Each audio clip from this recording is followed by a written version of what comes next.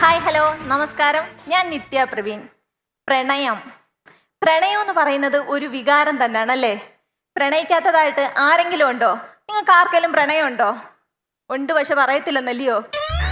ഷാജഹാന് മുംതാസിനെ പോലെ, മൊയ്തീന് കാഞ്ചനമാലയെ പോലെ, ഞങ്ങളുടെ അപ്പുറത്തെ ശശിചേട്ടന് രമണി ചേച്ചിയെ പോലെ. അത് പറഞ്ഞപ്പോൾ എന്താ കൈയടിക്കാത്തത്? മനസ്സിലായി. അതായത് കാഞ്ചനമാലയ്ക്ക് മൊയ്തീനെയൊക്കെ പ്രണയിക്കാൻ ഈ പാവത്തുങ്ങൾക്ക് പ്രണയിച്ചുകൂടാ. ഈ പ്രണയത്തിന് കണ്ണും മൂക്കും ഇല്ലെന്ന് പറയുന്നത് സത്യമാണല്ലേ? എന്നാൽ ഞാൻ പറയും അത് പച്ച കള്ളമാണെന്ന്. കാരണം ഈ പ്രണയിക്കുന്ന പെണ്ണിന് നട്ടലുള്ള ഒരാങ്ങളെ ഉണ്ടെന്നുണ്ടെങ്കിൽ ഇവന് കണ്ണും കാണും ചെവിയും കേൾക്കും. വേണ്ടി വന്നാൽ മറ്റവൻ ഇവനെ പരലോകം വരെ കാണിക്കുകയും ചെയ്യും. ഈ പ്രണയം പൈങ്കിളിയാണെന്നൊക്കെ പറയും. പക്ഷെ ഇപ്പോഴത്തെ പ്രണയം എന്ന് പറഞ്ഞു കഴിഞ്ഞാൽ പിക്കപ്പ്, ഡ്രോപ്പ്, എസ്കേപ്പ്. ഇച്ചിരി കൂടെ ക്ലിയർ ആയിട്ട് പറഞ്ഞുതരാം. നമ്മുടെ KSRTCയുടെ ഓർഡിനറി ബസ് പോലെ എവിടെ നിന്ന് വേണമെങ്കിലും കൈ കാണിച്ച് കയറാം, എവിടെ വേണമെങ്കിലും ഇറങ്ങാം. പക്ഷേ മറ്റേ പഴയ പ്രണയം എന്ന് പറഞ്ഞു കഴിഞ്ഞാൽ നമ്മുടെ വന്ദേ ഭാരത് ട്രെയിൻ പോലെ, അതായത് നോൺ സ്റ്റോപ്പാ. പെട്ടെന്ന് കൈ കാണിച്ച് കയറിയിട്ട് തോന്നുന്നിടത്തൊന്നും ഇറങ്ങാൻ പറ്റത്തില്ല. അതിനൊരു സ്റ്റോപ്പ് ഉണ്ട്, അവിടെ മാത്രമേ ഇറങ്ങാൻ പറ്റത്തുള്ളൂ. പണ്ടത്തെ പ്രണയത്തെക്കുറിച്ച് പറയുമ്പം ഒരു കാര്യം പറയാതിരിക്കാൻ പറ്റത്തില്ല, എൻ്റെ ചിറ്റപ്പൻ്റെയും കുഞ്ഞമ്മയുടെയും പ്രണയം. ഇവരുടെ പ്രണയം തുടങ്ങുന്നത് തന്നെ നിസ്സാരപ്പെട്ട ഒരു പരുത്തിക്കുരുവിൽ നിന്നാണ്. അതായത് എൻ്റെ ചിറ്റപ്പൻ പരുത്തിക്കുരു വാങ്ങാനായിട്ട് കടയിലേക്ക് പോകുന്നു. ആ കടയിൽ തന്നെ എൻ്റെ കുഞ്ഞമ്മയും വന്ന് പിണ്ണാക്ക് വാങ്ങാനായിട്ട്. അങ്ങനെ ഈ പരുത്തിക്കുരും പിണ്ണാക്കും പല പ്രാവശ്യം കണ്ട് പശുവിനെ കാടി കൊടുപ്പ് ഒരുമിച്ചായപ്പോൾ നാട്ടുകാർ പിടിച്ച് ലേലുവല്ലു പറഞ്ഞങ്ങ് കെട്ടിച്ച്. ഇപ്പം ആ പിണ്ണാക്ക് എൻ്റെ ചിറ്റപ്പൻ്റെ തലയില, എൻ്റെ കുഞ്ഞമ്മ എൻ്റെ ചിറ്റപ്പൻ്റെ തലയിലായി. നമ്മുടെ കുടുംബ പാരമ്പര്യം കാത്തു സൂക്ഷിക്കേണ്ടത് നമ്മുടെ കടമയാണെന്ന് ഉറച്ച വിശ്വാസം എനിക്കുള്ളത് കൊണ്ട് ഞാനൊരു തീരുമാനം എടുത്ത് പ്രണയിച്ച് എന്നെ കല്യാണം കഴിക്കുന്നുള്ളത്. അങ്ങനെ പല പ്രാവശ്യം ഞാനും പിണ്ണാക്ക് വാങ്ങാനായിട്ട് കടയിലേക്ക് ചെന്നെങ്കിലും ഒരു ഉണ്ണാക്കന്മാർ പോലും എന്നെ തിരിഞ്ഞു നോക്കിയിട്ടില്ല. ഒരു കാര്യം എന്നിട്ട് എനിക്ക് മനസ്സിലായി, കേവലം പിണ്ണാക്കിലല്ല എൻ്റെ പ്രണയം എന്നുള്ളത്. അങ്ങനെ എൻ്റെ സ്കൂൾ ലൈഫ് തുടങ്ങി. ആദ്യമായിട്ട് എനിക്കൊരു പ്രണയലേഖനം കിട്ടി. വളരെ സന്തോഷത്തോടെ ഇത് വാങ്ങിച്ച് ഞാൻ വായിച്ചു നോക്കാൻ തുറന്നപ്പം ഒരു കാര്യം എനിക്ക് മനസ്സിലായി, എനിക്ക് വായിക്കാൻ അറിയെങ്കിലും അവൻ എഴുതാൻ അറിയത്തില്ലായിരുന്നു. പക്ഷേ അതുകൊണ്ട് അവനോട് എനിക്കൊരു ദേഷ്യം തോന്നിയില്ല. പക്ഷേ ഞങ്ങളുടെ മലയാളം പഠിപ്പിച്ച സാറിനോട് എനിക്ക് വല്ലാത്ത വൈരാഗ്യമായിപ്പോയി. ഈ സ്കൂൾ ജീവിതത്തിന് ശേഷം കോളേജ് ലൈഫിലേക്ക് കടന്നു.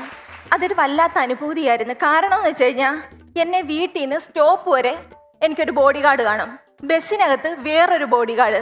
പക്ഷെ കോളേജിൽ ചെല്ലുമ്പോഴേ ഫുള്ള് ബോഡി ഗാർഡിൻ്റെ ശല്യമായിരിക്കും. കോളേജിൽ നിന്നും ആദ്യമായി വാലന്റൈൻസ് ഡേക്ക് എനിക്കൊരു റോസാപ്പൂ കിട്ടി. ഇത് ഞാൻ ആറ്റുനോറ്റ് സൂക്ഷിച്ച് എൻ്റെ വീട്ടിൽ കൊണ്ടുവന്ന് വെച്ച്.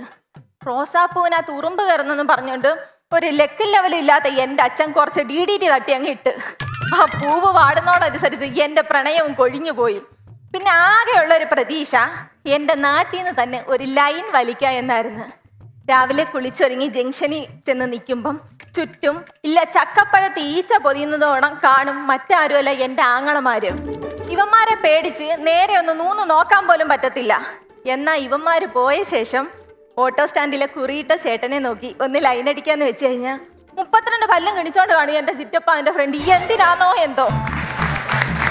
അപ്പോൾ ഒരു കാര്യം എനിക്ക് മനസ്സിലായി, എൻ്റെ നാട്ടിൽ നിന്നല്ല കൊല്ലം ജില്ല ഫുള്ള് എനിക്ക് ആങ്ങളമാരാന്ന്. അതുകൊണ്ട് കൊല്ലം ജില്ല ഞാനങ്ങ് വിട്ടു. പത്തനംതിട്ട ജില്ലയിൽ നിന്ന് ചെറിയൊരു പ്രണയം കണക്ഷൻ സെറ്റാക്കി. അങ്ങനെ ഞങ്ങൾ ആദ്യമായിട്ട് കാണാൻ തീരുമാനിച്ചു. അന്നേരം എനിക്കൊരു കാര്യം മനസ്സിലായി, ഈ കണ്ട് പ്രണയിക്കുന്നതിൽ നല്ലത് കാണാതെ പ്രണയിക്കുന്നത് തന്നെയാണ്.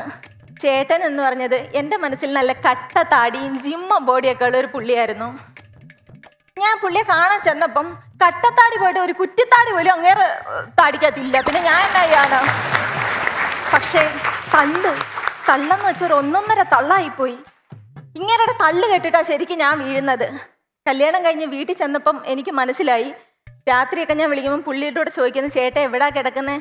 എടി ഞാൻ മുകളിലത്തെ നിലയെ, അച്ഛനും അമ്മയും താഴത്തെ നിലയിലെന്ന്. അങ്ങേരെ എന്നെ കെട്ടിക്കൊണ്ട് ചെന്നപ്പോഴാണ് മനസ്സിലായത് മച്ചിൻ്റെ മണ്ടയിലായിരുന്നു ഇങ്ങേരെ 2ാമത്തെ നിലയെന്നുള്ളത്. ഇങ്ങനെ തള്ളുന്ന ഒരു മനുഷ്യനെ ശരിക്കങ്ങ് തേച്ചാൽ മതിയെന്ന് ഞാൻ ചിന്തിച്ചു പോയി. പക്ഷേ എന്നെ കൈ തേക്കാൻ അറിയുന്ന ഒരു കൂട്ടുകാരി എനിക്കുണ്ട്, കിങ്ങിണി. ഇവിടെ തേപ്പെന്ന് വെച്ചാൽ 1.5 തേപ്പാ. ഞാനൊക്കെ പ്രണയിക്കുന്ന സമയത്ത് വല്ല ഐസ്ക്രീമോ മിൽക്ക് ഷേക്കോ ഒക്കെ ഇങ്ങനെ കൊണ്ട് മേടിപ്പിക്കും. പക്ഷെ അവക്കടെ കാമുകനെ കൊണ്ട് റേഷൻ കടയിൽ അരി തൊട്ട് പ്ലംബിങ് വയറിങ് വേണ്ട അവക്കടെ വീടിന്റെ തെങ്ങിന്റെ തടം വരെ അവള് അങ്ങനെ കൊണ്ട് എടുപ്പിക്കും. അവസാനം ഒരു കറിവേപ്പില എടുത്തു കളയുന്ന ലാഘവത്തോടെ അവനെ തള്ളിക്കളയും. അതിനവള് പറയുന്നൊരു കാരണമുണ്ട്. എൻ്റെ അച്ഛന് മൂലക്കുരു, എൻ്റെ അമ്മയ്ക്ക് കണ്ണിക്കുരു, അതുകൊണ്ട് നീ മൊത്തത്തിൽ ഞങ്ങൾക്കൊരു ഗുരുവായോണ്ട് നിന്നെ എനിക്ക് വേണ്ട. പ്രണയം ഇതുകൊണ്ടൊന്നും അവസാനിക്കുന്നില്ല, പക്ഷേ എൻ്റെ സ്റ്റാൻഡപ്പ് ഇതുകൊണ്ട് നിർത്തുന്നു. നന്ദി, നമസ്കാരം.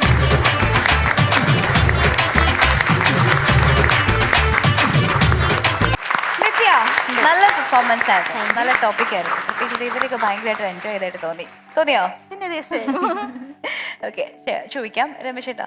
പ്രണയമൊക്കെ അല്ലേ വിഷയം, കൃഷ്ണപ്രഭ തുടങ്ങട്ടെ. അതെ, എല്ലാവർക്കും വളരെ ഇഷ്ടപ്പെട്ട ഒരു സബ്ജക്റ്റാണ് പ്രണയം എന്ന് പറയുന്നത്.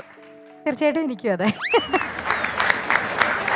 നിത്യ നന്നായിട്ട് പെർഫോം ചെയ്തു. കുറച്ച് ടെൻഷൻ ഉണ്ടായിരുന്നു എന്ന് തോന്നുന്നു. അപ്പം അതുകൊണ്ട് തന്നെ എവിടേക്കോ കുറച്ചൊരു കണക്ഷൻ നമുക്ക് ചെറുതായിട്ട് കട്ടായി പോകുന്നുണ്ടോ എന്നുള്ളൊരു ഡൗട്ട് ഉണ്ടായിരുന്നു. പക്ഷെ എല്ലാം മാനേജ് ചെയ്തു എന്നുള്ളതാണ്, അതിലാണ് ബ്രില്യൻസ് ഇരിക്കുന്നത്. നന്നായിരുന്നു. പിന്നെ ഓരോ പോയിന്റ് ബൈ പോയിന്റ്സ് പറയുമ്പോൾ ഇപ്പോഴത്തെ പ്രണയമൊക്കെ എല്ലാവരും പറയുന്നതാണല്ലോ. എനിക്ക് വന്ദേ ഭാരതിന്റെ കാര്യം പറഞ്ഞതെല്ലാം ഇഷ്ടപ്പെട്ടു. പണ്ടത്തെ ഒരു പ്രണയം വളരെ എന്താ പറയാ, അതിനൊരു ലക്ഷ്യത്തിലെത്തിയിട്ടേ അതിനൊരു അവസാനമുള്ളൂ എന്നുള്ളത്, അതിന് ആ ഒരു ഉപമ കണ്ടെത്തിയത് നന്നായിരുന്നു. അപ്പോൾ ഓവറോൾ നല്ലായിരുന്നു. പക്ഷെ കുറച്ചൊരു ടെൻഷനാണ് എനിക്ക് മുന്നിൽ നിൽക്കുന്നതായിട്ട് എനിക്ക് തോന്നിയത്. അപ്പോൾ വളരെ റിലാക്സ്ഡ്, ഞങ്ങളൊന്നും ചെയ്യത്തില്ല, റിലാക്സ് ഇതില്ല. അതായത് ചില പിള്ളേർക്ക് ഒരു 7 ദിവസം പരീക്ഷ ഉണ്ടാവുമല്ലോ. ഇതിൽ ഓരോന്ന് കഴിയുമ്പോഴും ആ കഴിയുന്ന ദിവസം ഒരു സമാധാനം ഉണ്ടല്ലോ എന്ന് പറഞ്ഞ പോലെ താൻ ഈ ഒരു വിറ്റങ്ങ് കഴിയുമ്പോ ഒന്ന് അവിടെ നിൽക്കുന്ന അവളുടെ അമ്മാവൻ അടുത്ത വിറ്റത് അത് അങ്ങനെ തന്നെ മൊത്തം 7 എണ്ണം ഉണ്ട്. അതിൽ 3 എണ്ണം കഴിഞ്ഞു, 4 എണ്ണം കഴിഞ്ഞു, ഇനി 2 എണ്ണം കൂടെ കഴിഞ്ഞ് എന്റെ സ്റ്റാൻഡപ്പ് കഴിയും, 6 എണ്ണം കഴിഞ്ഞു എന്ന് പറഞ്ഞ് ഇങ്ങനെ ഓരോന്നും തീർന്നു പോകുന്നതിന്റെ ഒരു സമാധാനം കാണണം ഞങ്ങൾക്ക് മനസ്സിലാവുണ്ട്. ഇത് ആരോ അടിച്ചേൽപ്പിച്ച് ഇത് കൃത്യമായിട്ട് തെറ്റാതെ ഈ 10 എണ്ണം ഇവിടെ വന്ന് പറഞ്ഞിട്ട് എനിക്ക് പോകണം എന്നുള്ളതിന്റെ ഒരു ടെൻഷൻ. ഇത് നിൽക്കുന്നെന്ന് പറഞ്ഞാൽ അങ്ങനെ ഇതൊന്നും തനിക്ക് ഇല്ലാതിരുന്ന കാര്യമാണ്. അല്ല, അത് തന്നെയല്ല ഇവിടെ അങ്ങനെ പറയാൻ പേടിക്കേണ്ട ആവശ്യമുണ്ടെന്നൊന്നും എനിക്ക് തോന്നുന്നില്ല. എനിക്ക് തോന്നുന്നത് ഏതോ ഒരു പ്രണയം കയറി ലോക്കായി. ആ കഥ പറഞ്ഞപ്പോ ഇത് ഈ പ്രണയം ചില സന്ദർഭങ്ങളിൽ കയറി പോപ്പപ്പ് ചെയ്ത് വരും. നമ്മൾ എത്ര മണ്ണിട്ട് മൂടിയാലും ചില വിത്ത് കിളുത്ത് വരുന്ന പോലെ ചില സന്ദർഭങ്ങളിൽ ചില സിറ്റുവേഷനുകളിൽ ചില ആളുകൾ വീണ്ടും കേറി വന്ന് അങ്ങനെ ആരോ ഇതിനിടെ വന്നിട്ട് പോയി. നമുക്ക് അത് പറഞ്ഞിട്ട് ബാക്കി പറയാം. പ്രണയിച്ച ആളിപ്പോ വീട്ടിൽ തന്നെ ഉണ്ട്. ആ കെട്ടിയവരുമായിട്ട് എത്ര നാൾ പ്രേമിച്ചു? 3 വർഷം. അത് ഏത് നാട്ടുകാരനാണ്? സ്വന്തം അയലോക്കം തന്നെയാണോ? പഠിക്കാൻ പോയെടുത്താണോ? എവിടെ കണ്ടു? പഠിക്കാൻ പോയ സമയത്ത്. പഠിക്കാൻ പോയ സമയത്ത് നേരത്തെ പറഞ്ഞ ആളാണോ? ഇതില് പറഞ്ഞ ആളാണോ? അല്ലല്ലോ അല്ലേ? അതെ അതെ. ആണോ? അതെ, സ്വന്തം തന്നെ പറഞ്ഞേ. പുള്ളി എത്ര ഷേക്ക് മേടിച്ചു തന്നു? എന്തോ ഒന്നും മേടിച്ചു തന്നിട്ടില്ല. അല്ല, അങ്ങനെ പറയല്ലേ. പുള്ളിയെ കൊണ്ട് ഞാൻ വല്ലപ്പോഴും ഷേക്ക് ഒക്കെ മേടിപ്പിക്കുള്ളൂ എന്ന് പറഞ്ഞല്ലോ. ഇല്ല, ശരിക്കും പറഞ്ഞു കഴിഞ്ഞാൽ ഞങ്ങൾ അധികം അങ്ങനെ കണ്ടിട്ട് ഇല്ല. ജസ്റ്റ് ഫോണിൽ കൂടെയുള്ള സംസാരം മാത്രമേ ഉള്ളൂ. 1-2 പ്രാവശ്യം കണ്ടിട്ടുള്ളൂ. എന്നിട്ട് കല്യാണം കഴിച്ചു.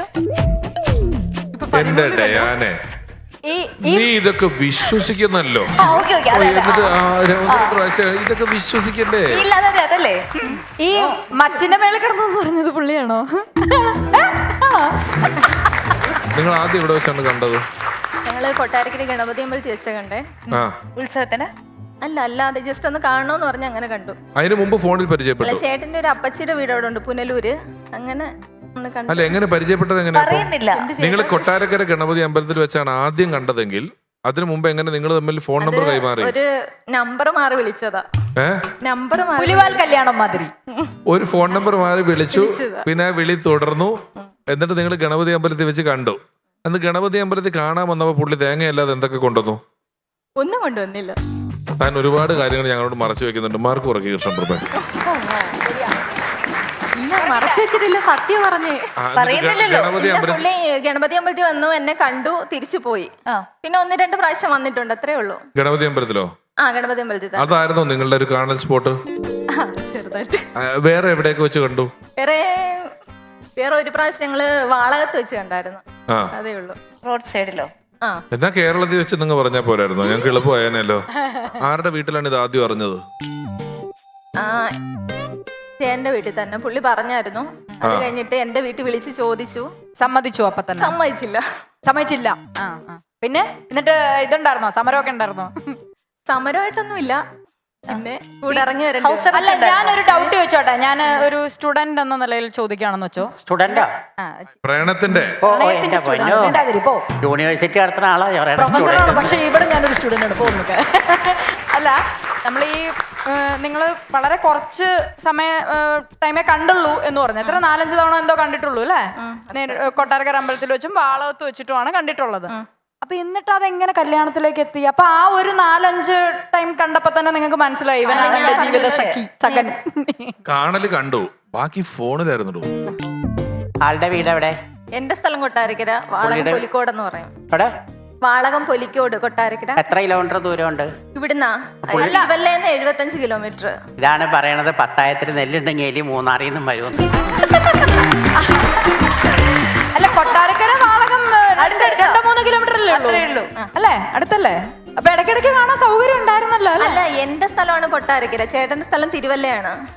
തിരുവല്ലയാണ്. എന്നാലും ഒരു 2 മണിക്കൂർ വ്യത്യാസമേ ഉള്ളൂ. ആ, ശരി. ഇവര് തമ്മിൽ കണ്ടിട്ടുമില്ല, വിളിച്ചിട്ടുമില്ല, ഒന്നുമില്ല. കല്യാണ ബന്ധത്തിൽ ചെന്നപ്പോ പുള്ളി പ്രത്യക്ഷപ്പെട്ടു വന്നു, കെട്ടി. ഞാനൊരു സംശയം ചോദിക്കാന്ന് വെച്ചാൽ അതെനിക്ക് ക്ലിയർ ആയിട്ട് അങ്ങനെ അതല്ലേ? ഞാൻ പറഞ്ഞു, പുള്ളി വീട്ടിൽ വിളിച്ച് ചോദിച്ചു, അപ്പൊ അച്ഛൻ സമ്മതിച്ചില്ല.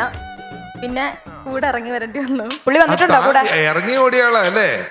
എന്നിട്ട് ഇപ്പൊ അച്ഛനും അമ്മയൊക്കെ സീറ്റിംഗ് ആയോ? ഇപ്പൊ ഒരു കുഴപ്പമില്ല, 13 വർഷമായി കല്യാണം കഴിഞ്ഞിട്ട്. അത് നല്ല രീതിയിൽ പോകുന്നു. നല്ല രീതിയിൽ പോകുന്നു. പക്ഷെ ഓടിപ്പോയ ദിവസം എന്നിട്ട് അച്ഛൻ മാൻമിസിങ് കേസ് കൊടുത്തോ?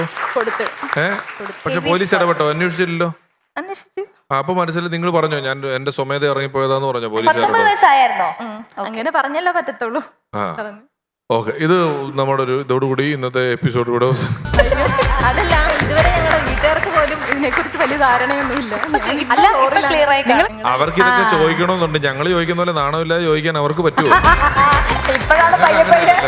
ഇപ്പോഴാണ് പയ്യെ ഓരോരോ പോയിന്റ് ബൈ പോയിന്റ് ആയിട്ട് വന്നു തുടങ്ങിയത്. ഇപ്പൊ ടിവിയില് മോളുടെ സ്റ്റാൻഡപ്പ് കാണാൻ വേണ്ടി അച്ഛൻ ഇരിക്കുമ്പോഴേ ദൈവമേ വാളകത്ത് കൊട്ടാരക്കര അന്ന് അവള് രാവിലെ അച്ഛൻ എക്സാമാന്തം പറഞ്ഞ കൊട്ടാരക്കര ഗണപതി പോയത് ഇതിനു വേണ്ടിയാണല്ലോ എന്നൊക്കെ ഉള്ള ചിന്തകൾ ഇപ്പോഴാ ചിന്തിക്കുന്നത്.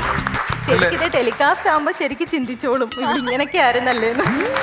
ആയിക്കോട്ടെ, അച്ഛനോട് പറഞ്ഞാൽ സ്റ്റാൻഡപ്പ് കോമഡിയുടെ ഭാഗമാണെന്ന് പറഞ്ഞാൽ മതി കേട്ടോ. ഓക്കെ.